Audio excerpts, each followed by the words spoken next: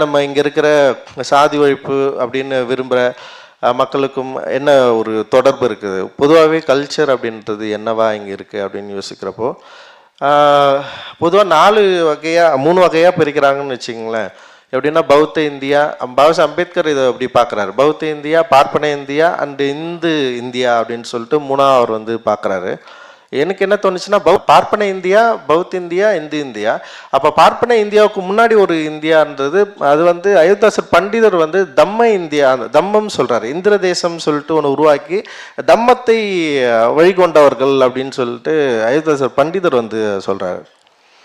So Ayothidasar பண்டிதர் மூலமாக அவர் என்ன சொல்கிறாருன்னா மரபு, அந்த மரபுக்கு வந்து ஒரு பவர் இருந்தது. ஸோ அதை நம்மக்கிட்ட இருந்து பிடுங்கினவங்க அவங்க கொண்டு வந்த அந்த கீழ்மேல் என்ற ஒரு தத்துவத்தை நம்மக்கிட்ட கொடுத்துட்டு போயிட்டாங்க. ஸோ அதிலிருந்து ஒரு தொடர்ச்சி நிகழ்துன்னு சொல்கிறாரு. ஸோ அம்பேத்கர் அதிலிருந்து தொடர்ந்து ஒரு பார்ப்பன இந்தியாவிலிருந்து பௌத்த இந்தியா உருவாச்சு, அதை எதிர்த்து பௌத்த இந்தியா உருவாச்சு. பௌத்த இந்தியாவிலிருந்து அதை உடைச்சி பல சமயங்கள் மதங்கள் இங்கே வந்து உருவாச்சு. அதோட ஒட்டுமொத்த ஒரு ஒரு ஒரு அமைப்பாக வந்து கடைசியில் வந்து இந்தியா உருவாது. அது இந்தியா கூட எங்கேருந்து வருதுன்னா வந்து கிட்டத்தட்ட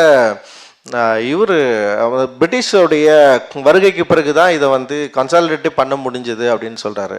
ஸோ அதுக்கு நடுவில் வந்து பலதரப்பட்ட எண்ணங்கள், பலதரப்பட்ட மனங்கள், யோசனைகள் இருந்ததா பாபா அம்பேத்கர் சொல்கிறாரு.